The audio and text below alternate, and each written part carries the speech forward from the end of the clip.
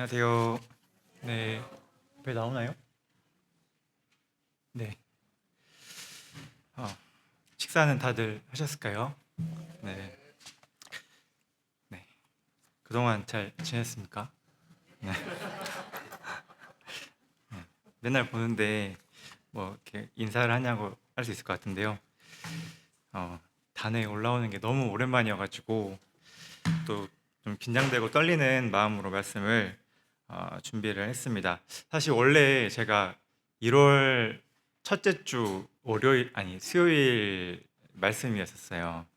그런데 이제 개인적으로 회사 일도 그렇고 좀 그 좀 힘을 잃은 나머지 말씀을 빼달라고 이렇게 말씀을 드리고 1월 달에 말씀을 못 전했었습니다. 그래서 태준님께서 대신 전해주셨고 지금 3월 달에 다시 제 차례가 와가지고 준비를 하게 됐습니다.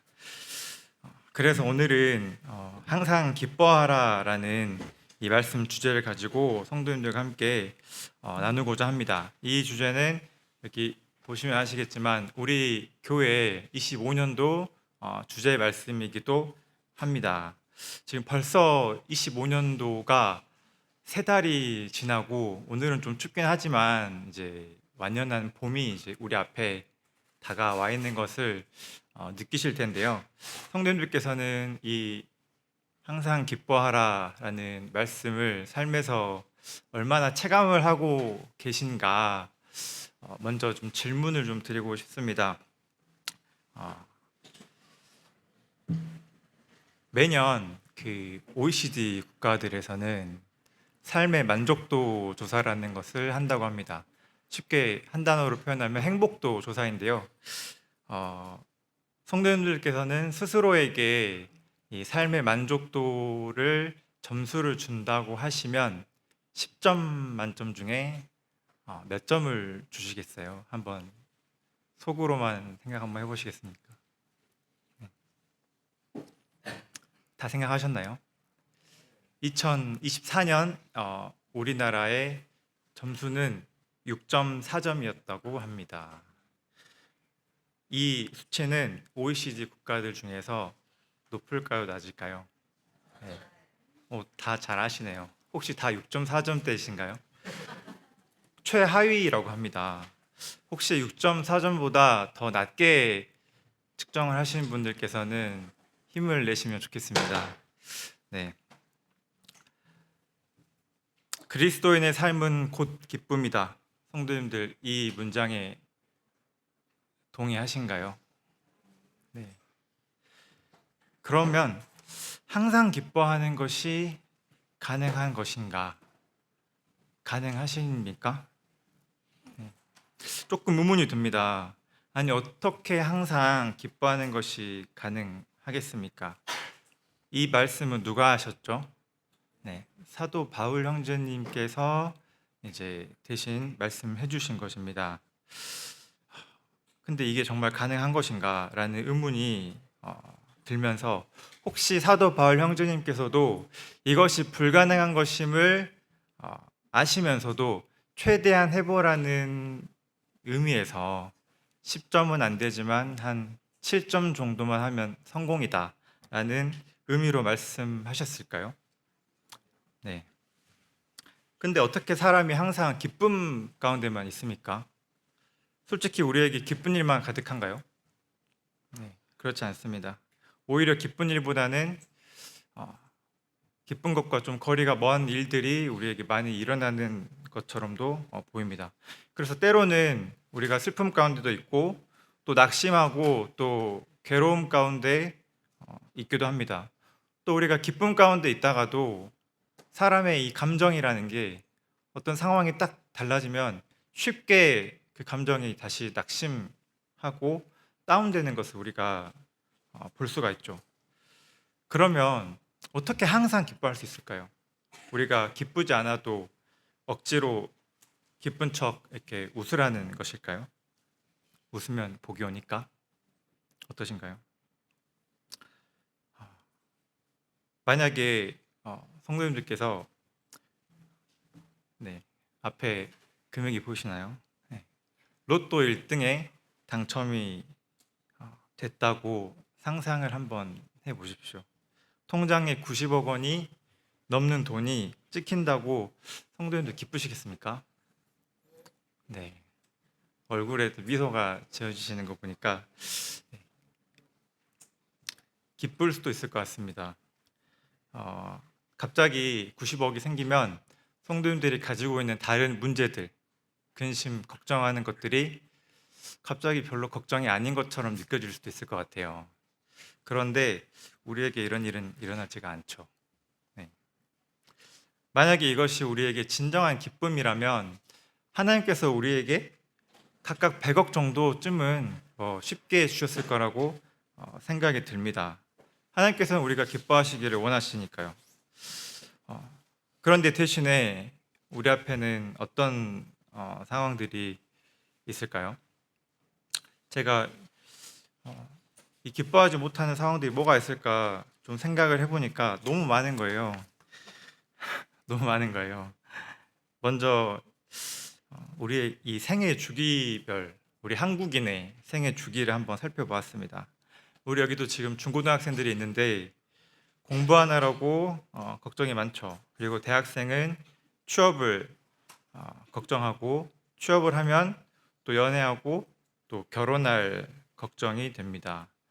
그리고 내 집 마련의 꿈, 그리고 직장을 다니다 보면은 회사를 나가야 되는, 이 조기 퇴직해야 되는 이런 문제들도 생기게 됩니다. 그리고 부모로서 아이들을 키우면서 이 육아 문제가 또 걱정이 되죠. 그리고 또 노후가 걱정이 될 것입니다.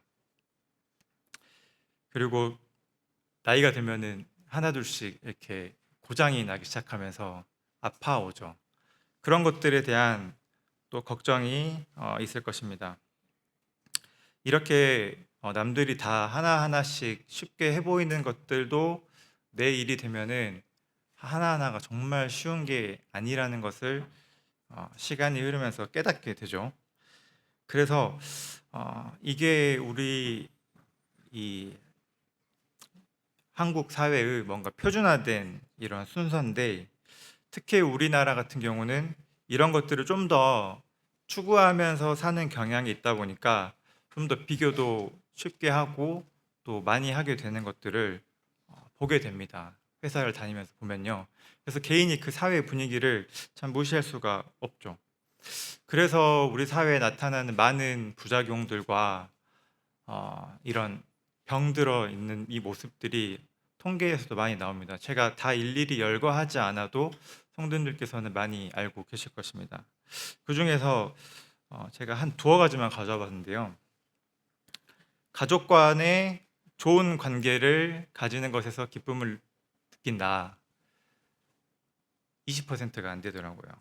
그리고 함께 사람들과 웃는 것에서 느끼는 즐거움과 소속감을 내가 느낀다. 또는 이웃과 대화를 하면서 만족감을 느낀다. 굉장히 낮고요. 초등학교, 중학교, 고등학교 학생들이 집에서 가족과 함께 보내는 시간이 얼마나 되는가? 전 세계 최하위더라고요. 13분 평균. 네. 이런 전체적인 사회의 분위기를 말씀을 드리는 이유가 우리도 이 사회에서 살아가면서 이런 사회 분위기를 아예 동떨어져서 살 수는 없기 때문입니다. 그래서 뭔가 분위기가 좀 엄격하고 남에게 좀 딱딱하고 좀 경쟁하고 또 속마음을 좀 닫고 냉소적으로 변하는 이런 모습들을 많이 보게 됩니다. 이 가운데에서 행복을 느끼기가 쉬울까요? 네, 그렇지 않습니다. 이런 이 사회의 이 분위기에서 우리가 영향을 안 받을 수가 참 없는 것입니다. 또 우리가 처한 상황들이 어떻습니까? 이 미래에 대한 걱정과 염려가 있고 또 경제적인 상황이 안 좋을 때도 있고 또 내가 가지고 있는 건강 문제가 있을 수 있습니다. 선천적으로 나면서부터 가지고 있던 문제들, 그리고 사고로 인한 어떤 장애, 후유증이 있을 수 있고 또 어떤 이런 질병이 발생할 수도 있죠. 또 내가 가지고 있는 어떤 정신적인 문제들, 불안하거나 강박증이 있다든지 또는 이 지울 수 없는 뭔가 우울감이나 또 외로움이 있다든지 이런 문제들이 있기도 합니다. 또 사람들과 관계가 좋지 못하기도 하죠. 가까이에 있는 가족들이나 또는 친구들, 그리고 회사의 동료들, 또 심지어 성도들 간에도 그럴 수가 있습니다. 또 이 세상이 너무 악하기 때문에 거기서 겪는 이 마음의 이 심령이 상하는 부분도 있을 것입니다. 또 우리 주님과의 관계, 내가 주님께 잘못했을 때, 죄를 지었을 때 주님 안에서 담대함을 잃고 또 기쁨을 잃게 됩니다. 그리고 복음을 전하면서 겪는 어려움들이 있죠. 이것도 인간관계처럼 많은 이 내 주위의 사람들과 부딪히는 일들을 겪게 됩니다. 그 가운데에서 우리가 또 낙심하기도 하죠. 그리고 나만 아는 고통과 또 슬픔도 있습니다. 남에게 절대 공유할 수 없는 그런 것들이 있습니다. 잠언에도 보면은 이 마음의 고통은 자기가 안다는 말씀이 있는 것처럼 이런 것들이 참 내가 겉으로는 웃고 있지만 말할 수 없는 이런 것들이 있는 것들을 봅니다. 그러면 어떻게 우리가 정말 우울한 얘기들을 제가 한 것 같은데요. 어떻게 우리가 이런 상황들 가운데에서 기뻐할 수가 있단 말이죠. 그것도 항상. 예.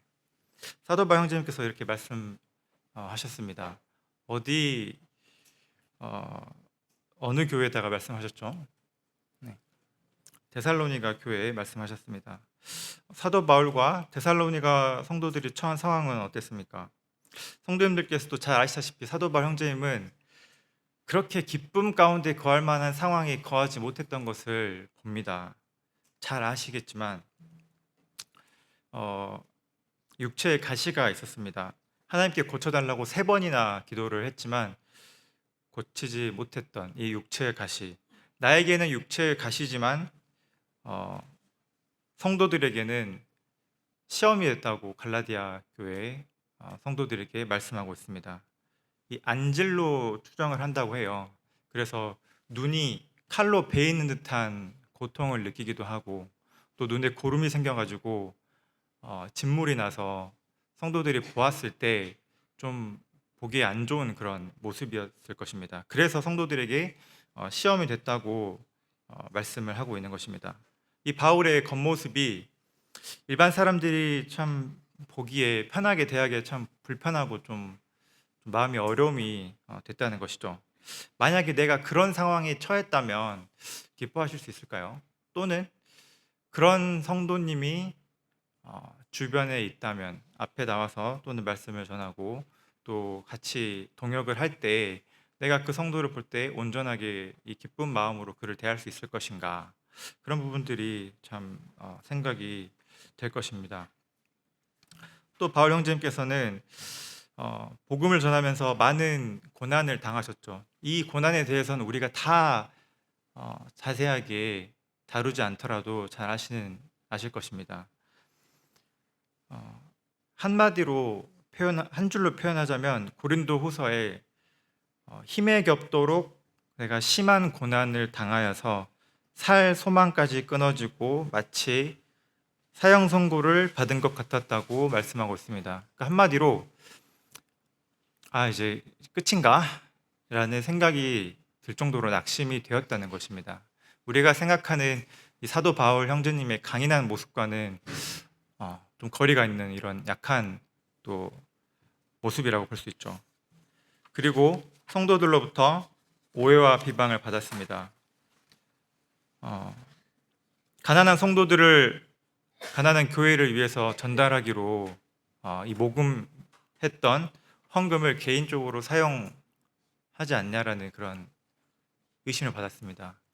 성도님들께서 만약에 내가 재정을 담당하고 있는데 다른 성도들로부터 그 돈 형제가 혹시 자매가 좀 쓴 거 아니야? 라는 이런 의심을 받으면 어떠시겠어요? 당장에 그만둬버릴 것 같아요. 마음이 얼마나 어렵겠습니까? 사도 형제는 이런 의심도 당하셨고 방문하기로 했는데 왜 안 하냐, 거짓말쟁이구만 라고 이렇게 비아냥거리는 이런 비난도 받으셨습니다. 그리고 편지는 글은 뛰어난데 말은 뭐 만나보니까 별거 아니구만, 이런 비난도 받으셨습니다. 그리고 사도가 맞아? 사도라면은 이렇게 해야지, 왜 직접 천막으로 돈 벌어? 이런 비난도, 오해도 또 받으셨습니다. 사도발 형제님께서 성도들에게 당했던 이 질투와 또 비난, 그리고 은근히 무시하고 깔보는 이런 모습들, 이런 것들을 같은 성도에게 당할 때 얼마나 사도발 형제님께서 마음에 참 기뻐하기 힘든 상황이었을까 생각해 봤습니다. 이 편지를 받은 데살로니가는 당시의 로마 제국 내에서 아주 유력한 도시였죠. 자체적으로 동전을 발행하고 또 로마 황제로부터 인정받은 도시였습니다. 그래서 로마 황제를 신으로 모시고 살던 도시였고, 아주 유력한 도시로서 또 이곳에는 유대인들이 아주 많이 또 있었습니다. 또 핍박이 심했죠. 그래서 사도 바울조차도 이 유대인들의 이 소동과 이 박해 때문에 고작 여기서 3주 남짓 있다가 도망치듯 급하게 떠나야 했던 곳입니다. 그곳에 남겨진 초신자 데살로니가 성도들의 처한 상황이 참 감당하기가 어땠을까요? 기뻐하기에 참 쉽지 않았을 것입니다. 그런데 사도 바울은 이런 자신의 상황과 데살로니가 교회들의 상황에도 불구하고 항상 기뻐하라고 말씀하고 계시다는 것입니다. 그리고 이 명령은 사도 바울의 서신서에서, 이 편지들에서 자주 나타나는 것을 볼 수가 있는데요. 특히 빌립보 교회에 보낸 편지들에 많이 나옵니다. 빌립보는 유럽 지역의 첫 성이고 데살로니가보다 좀 더 위에 있는 같은 이 북부 쪽에 있는 성이죠. 이 성에서 있는 그 성도들에게 내가 기뻐하고 또 기뻐한다. 나의 형제들아 주 안에서 기뻐하라. 주 안에서 항상 기뻐하라. 내가 다시 말하노니 기뻐하라. 내가 주 안에서 내가 크게 기뻐함은, 이렇게 반복해서 기쁨이란 단어를 4장 안에서 거의 20번 가까이 하십니다. 그래서 빌립보서는 기쁨의 편지라고 불릴 정도였습니다. 그렇다면 사도 바울 형제님께서 빌립보 교회 성도들에게 편지를 쓸 때, 그때가 데살로니가 성도들에게 편지를 썼을 때보다 더 상황이 나아졌냐, 또는 그 편지를 받는 성도들이 더 상황이 괜찮았냐, 어떠셨을 것 같습니까? 네, 그렇지 않았습니다. 데살로니가 전서를 쓸 당시는 사도 바울 형제님이 처음 쓴 편지라고 알려져 있습니다. 그런데 빌립보 교회 성도들에게는 이로부터 10년 후에 어디서 쓰셨죠? 로마 감옥에서 가택연금을 당한 상황에서 쓴 옥중 서신입니다. 상황이 더 좋아졌나요? 상황은 훨씬 더 안 좋아졌습니다. 물론 가택연금이긴 했다지만 2년 가까이 감옥에 갇혀 있듯 있었습니다. 빌립보 교회는 어땠습니까? 그들도 경제적으로 매우 가난한 교회였고, 그들이 주님을 섬기기에 기뻐할 만한 상황이 전혀 아니었다는 것입니다. 그런데 어떻게 기뻐할 수 있었을까요? 사도 바울 형제님께서 이 빌립보서 이 4장 이 말씀에 내가 크게 기뻐함은, 이 다음 말씀에 어떠한 형편에 있든지 배웠노니 나는 비천에 처할 줄도 알고 풍부에 처할 줄도 알고 배부르고 또 배고프고 풍부하고 궁핍함에도 처할 줄 아는 일체의 비결을 배웠노라. 내게 능력 주시는 자 안에서 내가 모든 것을 할 수 있느니라. 어떠한 형편에서든지 어떠한 상황에서든지 간에 사도 바울 형제님께서는 우리 주님 때문에 기뻐할 수 있었다는 것입니다. 그래서 내가 주 안에서 기뻐한 것처럼 너희도 주 안에서 항상 기뻐하라는 것입니다. 즉 사도 바울 형제님께서 기뻐하라고 하신 그 기쁨은 상황에 달린 것이 아니라, 또 나에게 달린 것이 아니라 내가 바라보고 의지하는 우리 주님에게 달려 있다는 것입니다. 우리는 여기서 우리 주님과의 관계에 대해서 좀 짚고 넘어가야 될 것입니다. 우리가 주님을 바라볼 때만 주님께서 거기 계시고, 우리가 주님 바라보지 않을 때는 주님께서 어디 안 보이는 곳에 멀리 떠나 계시는 분이실까요? 네, 그렇지 않습니다. 우리는 거듭난 이후로 주 안에 있습니다. 주님께서 우리를 사셨고 우리는 주님께 속했기 때문에 우리는 주님 안에 있는 것입니다. 그래서 우리가 주님 밖에 있을 때에는 우리가 어떤 상황에 처하든지 간에 결국에 진정한 의미의 기쁨은 없는 것입니다. 그리고 우리가 주 안에 있으면 우리는 어떤 상황에 처하든지 간에 진정한 기쁨을 누릴 수 있는 것입니다. 우리는 분명하게 주 안에 있는 자입니다. 그래서 데살로니가 교회 성도들에게도 말씀하십니다. 그 후반부를 보면 이것이 그리스도 예수 안에서 너희를 향한 하나님의 뜻이라고 말씀하고 있습니다. 누가복음 10장에 보면은 예수님께서 제자 70인을 세우셔서 2명씩 짝을 지어서 각 동네로 보내셔서 하나님의 나라를 전하게 하는 것을 볼 수 있습니다. 그리고 그 70명이 돌아와서 주님께 뭐라고 말씀하시죠? 네, 그들이 기뻐서 돌아옵니다. 그래서 주님께 뭐라고 말씀하냐면, 주여, 주의 이름이면 귀신들도 우리한테 항복하나이다.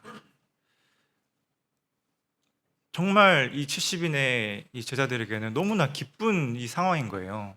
그런데 예수님께서 여기서 뭐라고 말씀하십니까? 귀신들이 너희한테 항복하는 것으로 기뻐하지 말고 무엇입니까? 너희 이름이 하늘에 기록된 것으로 기뻐하라. 또 누가복음 12장에서는 우리에게 염려하지 말 것을 말씀하고 있습니다. 너희가 염려함으로 우리 키를 한 자라도 더할 수 있겠느냐? 그 가장 작은 것도 못하면서 너희가 무슨 다른 것을 걱정하느냐고 말씀하고 계십니다.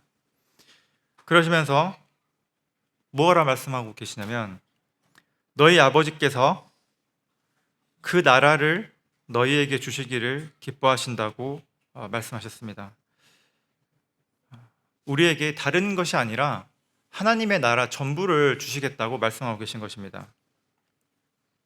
우리가 구원받는 순간 우리는 우리의 통치 권역이 아예 바뀌게 됩니다. 우리가 거하는 나라가 순식간에 바뀌게 된 것이죠. 그래서 우리를 흑암의 권세에서 건져내어서 어디로 옮겼다 하셨습니까? 그의 사랑의 아들의 나라로 옮기셨다고 했습니다. 기쁨의 나라로 옮기신 거예요. 우리의 통치자가 아예 바뀐 것입니다. 기쁨의 나라에서는 기쁨을 언제든지 누릴 수 있는 것입니다. 통치자는 그 나라의 분위기를 만들고 백성은 그 나라의 분위기를 누리는 것입니다. 그래서 백성의 삶은 통치자에게 달린 것이죠. 통치자가 악한 자면 그 나라도 악한 나라가 되고 억울하고 슬픈 백성들이 나옵니다. 그런데 통치자가 선한 자면 그의 나라는 선한 나라가 되고 기쁨과 사랑이 넘치는 나라가 되는 것입니다. 그래서 우리의 시민권이 분명하게 기쁨의 나라에 속해 있다는 것을 우리는 생각해야 됩니다. 그래서 시편 기자가 이렇게 말씀하시죠. 주의 궁정에서의 하루가 악인의 장막에서의 몇 날보다요? 첫날보다 낫다고 고백하고 있습니다. 심지어 그 궁정에 문지기로 있을지라도. 이 시편 기자는 정확하게 아는 것입니다. 어디에 진정한 기쁨이 있는가, 그것을 아는 것입니다. 그래서 우리는 분명하게 사랑의 아들의 나라로 이미 들어와 있습니다. 우리를 다시 흑암의 권세로 옮길 수 있습니까? 옮길 수 없습니다. 왜요?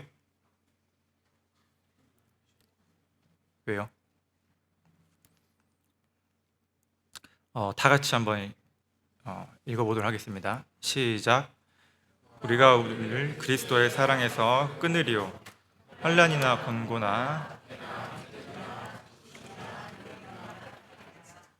그러나 이 모든 일에 우리를 사랑하시는 이로 말미암아 우리가 넉넉히 이기느니라.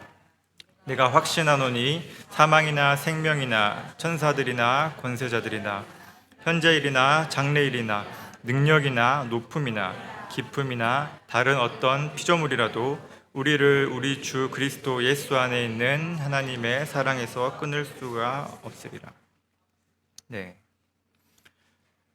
우리가 사랑의 아들의 나라에서 다시 흑암의 권세로 돌아갈 수가 없는 것은 그 사랑은 절대 끊을 수가 없는 것이기 때문입니다. 그래서 우리 주 예수님께서는 예수님 안에 원래 가지고 있던 이 기쁨을 우리에게도 주어서 우리도 예수님 안에 있는 그 기쁨을 누리고 충만하게 하시기를 원하신다고 하셨습니다. 예수님 안에 있는 이 하나님의 사랑을 우리에게도 주어서 우리가 그 하나님의 사랑을 온전하게 누리겠다고 하신 것입니다. 나의 기쁨이 너의 기쁨이 되는 것이죠. 그게 바로 하나님의 사랑입니다. 그래서 예수님의 기쁨은 아버지 하나님과 교제하는 것이죠. 그렇기 때문에 우리의 기쁨도 우리 주님과 교제하는 것이 됩니다. 누구도 우리를 우리 주 그리스도 예수 안에 있는 하나님의 사랑에서 끊을 수가 없다면 어떠한 상황이 와도 우리는 우리 주님과 교제하는 것을 누구도 방해하거나 끊을 수가 없는 것입니다. 그것이 바로 우리가 항상 주 안에서 기뻐할 수 있는 이유가 됩니다.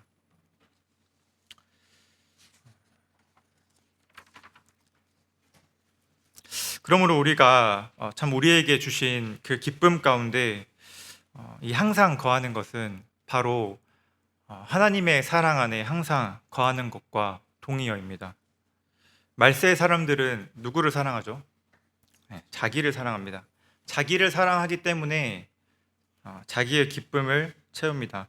하지만 하나님의 사랑에 거하는 사람은 하나님을 기쁘시게 하는 것이 곧 나의 기쁨이 되는 것임을 아는 사람들입니다. 그래서 우리는 하나님을 기쁘시게 하는 것이 무엇인지, 하나님의 마음이 무엇인지 우리가 묵상하고 살펴봐야 합니다. 말씀으로 또 기도로 우리가 그렇게 할 수 있을 것입니다. 그렇다면 여기서 저는 하나님을 우리가 기쁘시게 하는 것, 그것이 나의 기쁨이 되는 것, 어떻게 할 수 있을까? 두 가지만 여기서 가져왔습니다. 첫 번째는 같이 읽겠습니다. 시작. 예수님 안에 있는 기쁨에 항상 거하려면 하나님을 의지하자.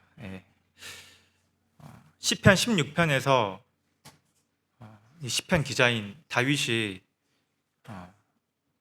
쓴 그 말씀입니다. 상황이 어땠는지는 배경은 알 수가 없어요. 다만 1절을 보시면 하나님이여 나를 지켜주셔서 내가 죽게 피하나이다. 지금 다윗이 상황이 좀 많이 지금 좋지 않은 이런 상황에 처해 있는 것을 봅니다.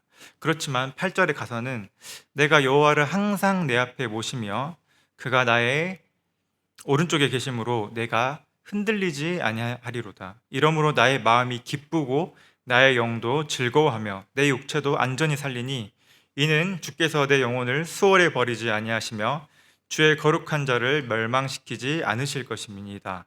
주께서 생명의 길을 내게 보이시리니 주의 앞에는 충만한 기쁨이 있고 주의 오른쪽에는 영원한 즐거움이 있나이다. 라고 고백하고 있습니다.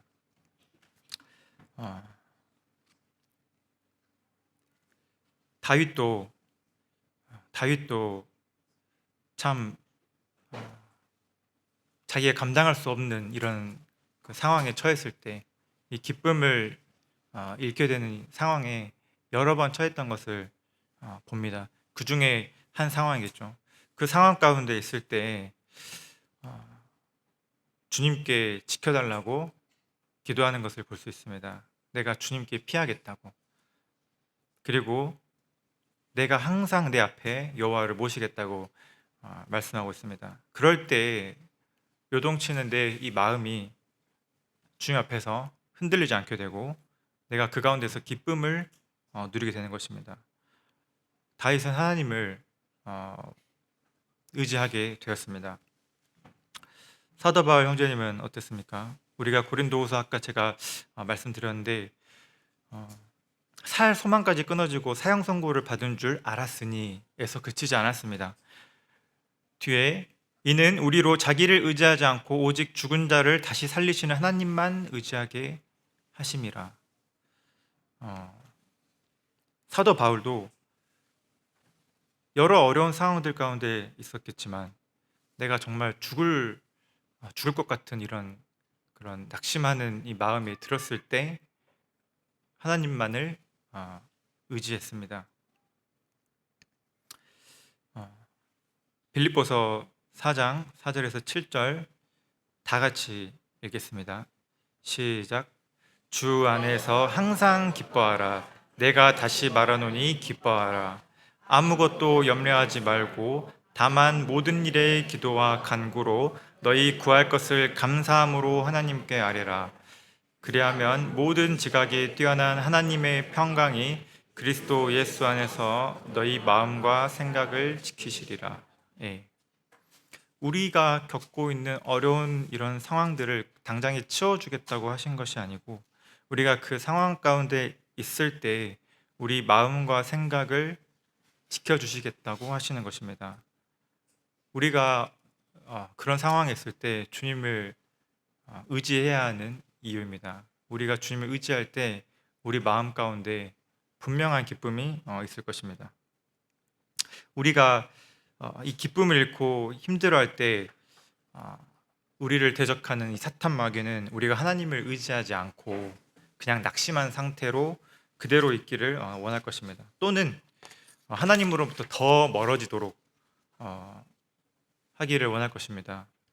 그럴 때 우리는 주님께 힘을 내 가지고 더 나아가고 주님을 의지해야 합니다.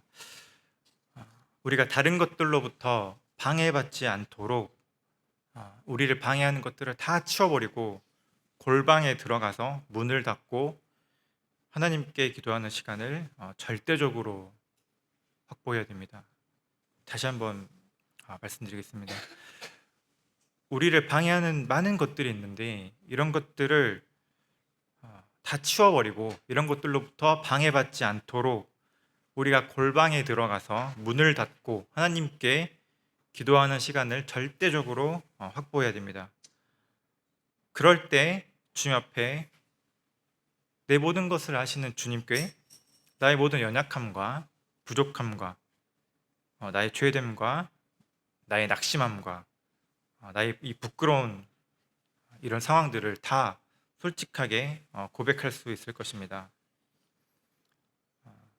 그랬을 때 내가 처한 어떤 상황보다도 하나님께서 더 크신 분이시구나 우리가 알게 될 것입니다.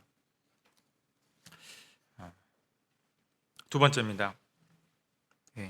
같이 읽겠습니다. 시작. 예수님 안에 있는 기쁨에 항상 거하려면 성도를 사랑하자. 네.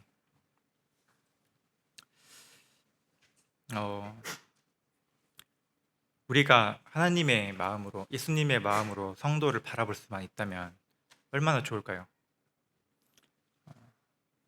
예수님께서 직접 말씀하셨습니다.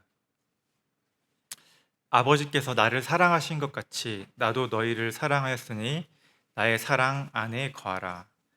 내가 아버지의 계명을 지켜 그의 사랑 안에 거하는 것 같이 너희도 내 계명을 지키면 내 사랑 안에 거하리라. 내가 이것을 너희에게 이름은 내 기쁨이 너희 안에 있어 너희 기쁨을 충만하게 하려 함이라.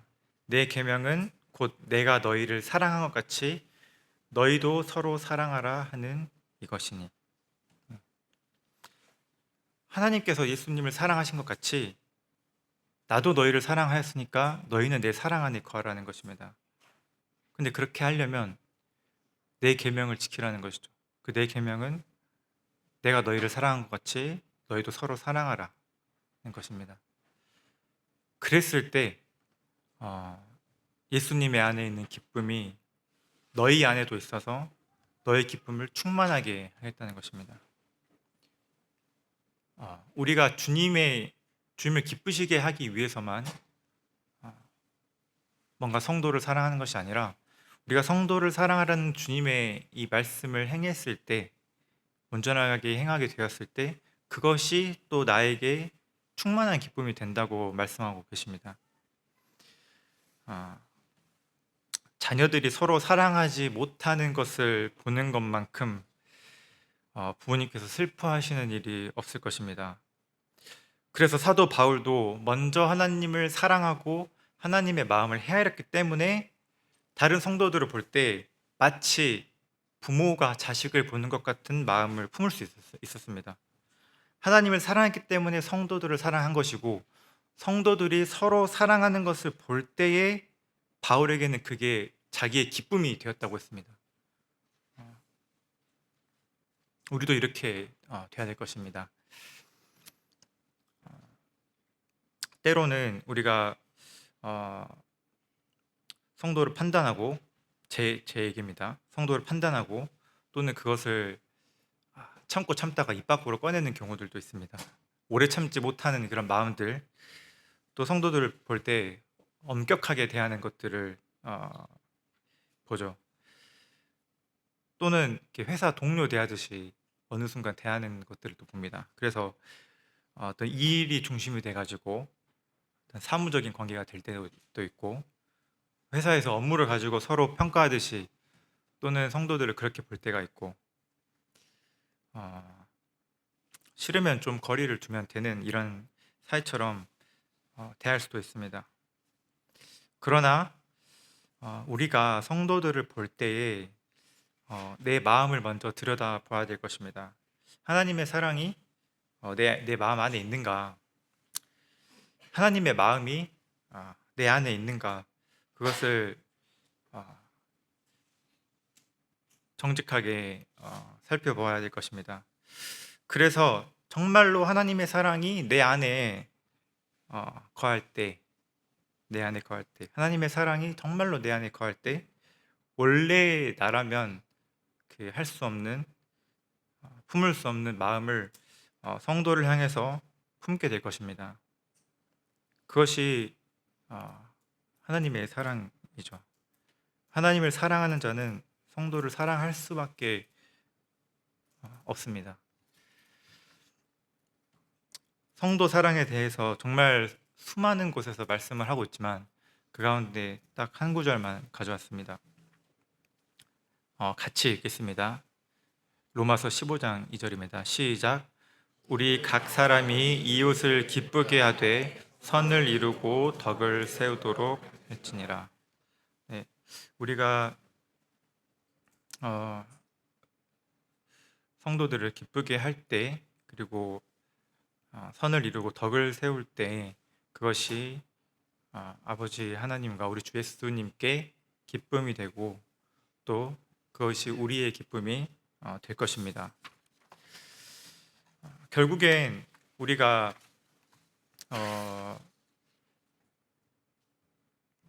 이 짧으면 짧고 길면 긴 이 인생을 마치고 나면은 우리는 결론은 우리의 영원한 기쁨의 나라로 들어가게 될 것입니다. 그때는 더 이상 어떤 고통도 없고 수고도 없고 하나님과 성도들을 온전하게 마주하고 또 사랑 가운데에서 기뻐하게 될 것입니다. 우리가 이 땅에서 살아갈 동안 우리가 기쁨을 잃게 되는 정말 수없이 많은 상황들이 우리 앞에 발에 치일 만큼 많이 생길 것입니다. 매일매일 생길 수도 있고요. 한꺼번에 생길 수도 있습니다. 하지만 우리가